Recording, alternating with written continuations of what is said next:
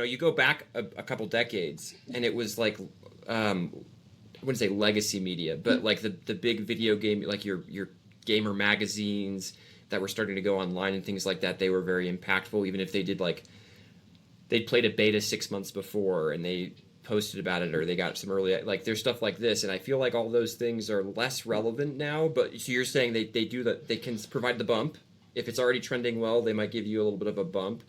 What are the things where people do assume this matters a lot? You talked about X being not one, actually doesn't have a ton of impact, but TikTok and Reddit being pretty impactful.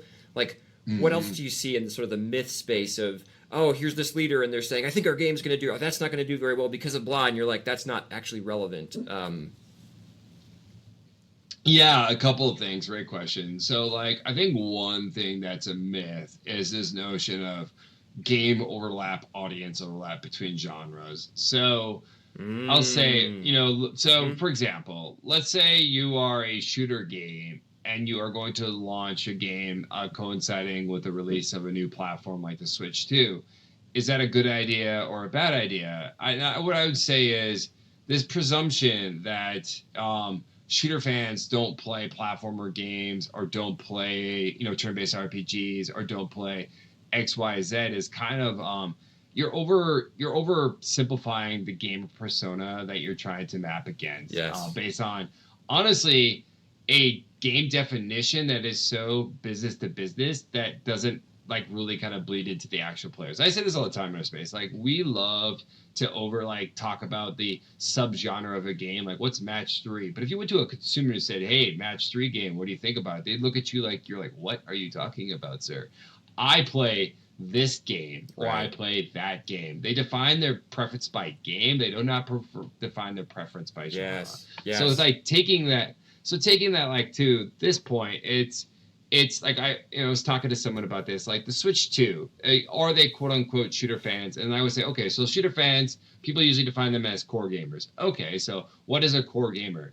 Well, the Switch 2, if you were lucky enough to get your hands on one, at least on the pre-order side, what you had to do was when they announced their pre-order date, which we were all watching like a hawk, you had to probably go on and log on, at least in the US, to 3 retail sites that were carrying it: Walmart.com, BestBuy.com, and Target.com, right? And you were probably running on a VPN and multiple ISPs to maximize your return on that, right? So if I'm going to win the lottery ticket on one of these retail websites as I wait in this never-ending queue and fight all the internet bots that are also trying to get the Switch 2 sent to their house so they can arbitrage it on eBay, then I'm going to do what I can to kind of maximize my lotto ticket, right? And then I get my hands on one, and I'm like, amazing, right? This is great. And it's going to come to my house today, and I'm going to probably play the game I bought with it, Mario Kart World, which is, 1-to-1. Like, I think Switch 2 sales, at least out the gate, are going to match the Mario Kart World because it's the game you buy. They even bundled it together and made it really easy for me to make that decision, right? So I got my Mario Kart coming to me. Probably going to play that this weekend.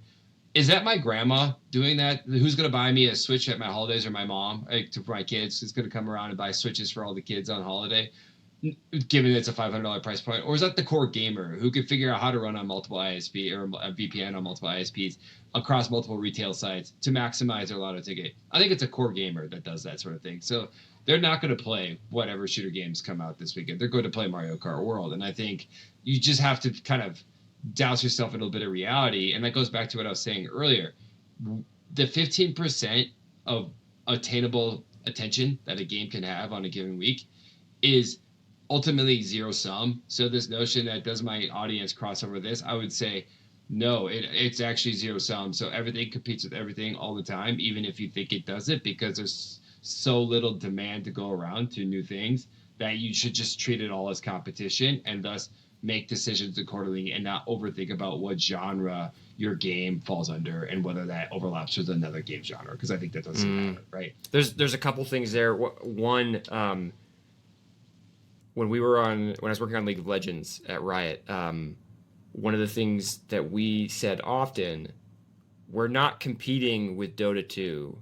I mean, we are, but that, like, stop looking at that. Stop staring at Dota 2 because it's a MOBA or whatever.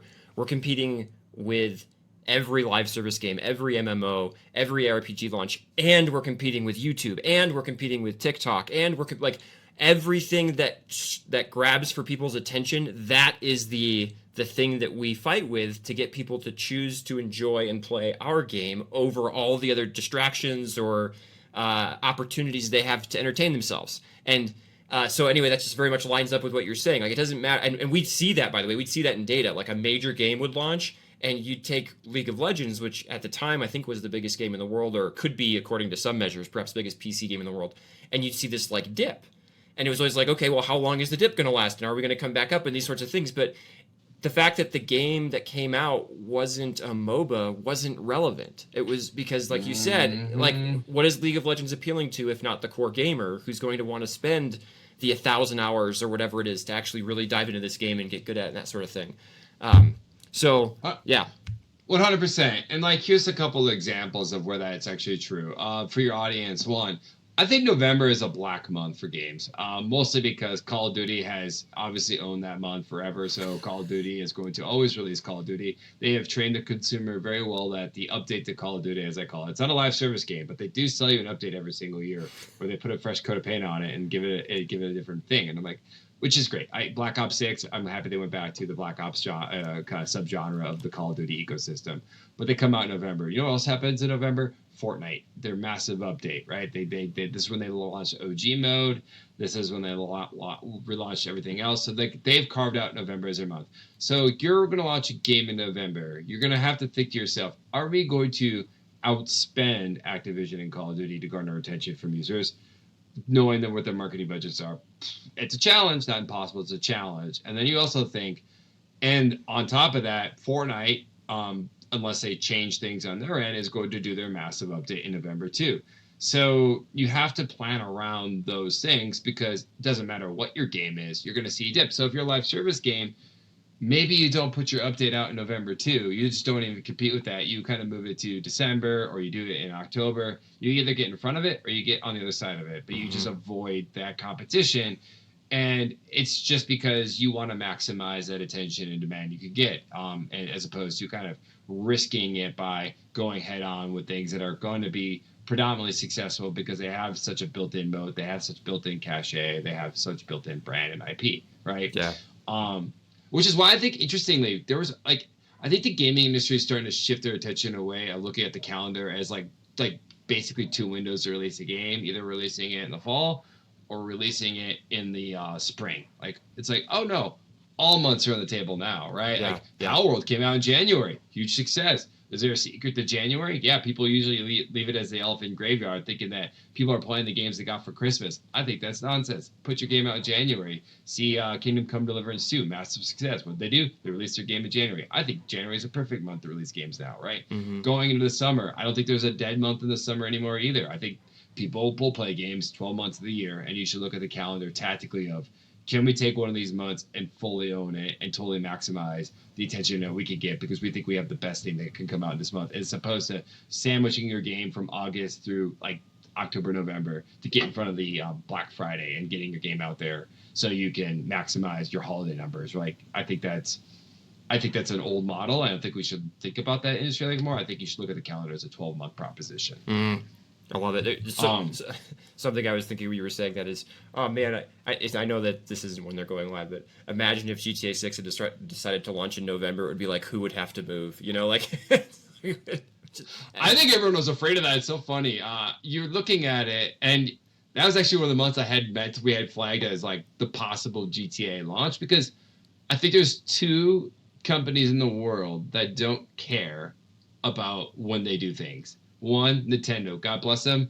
The industry will zig and they will zag in whatever direction fits their fancy in the moment. And to try to put a rhyme and reason box behind it, you just have not been watching Nintendo for like 25 years. They'll just do what they want to do. And just to note, their games sell so much more than everything else we talk about as an industry because they're a little bit more closed about it. Like Mario Kart or Mario Kart Deluxe, granted, came out on the Switch and the Wii U beforehand. I think it's 40 and 50 million copies in its life cycle. That is insane, knowing that they don't discount either. They're not like, oh, and by the way, this game is now, $5 in our store. Like, no, it's premium the whole time for the most part. Yeah. Yeah.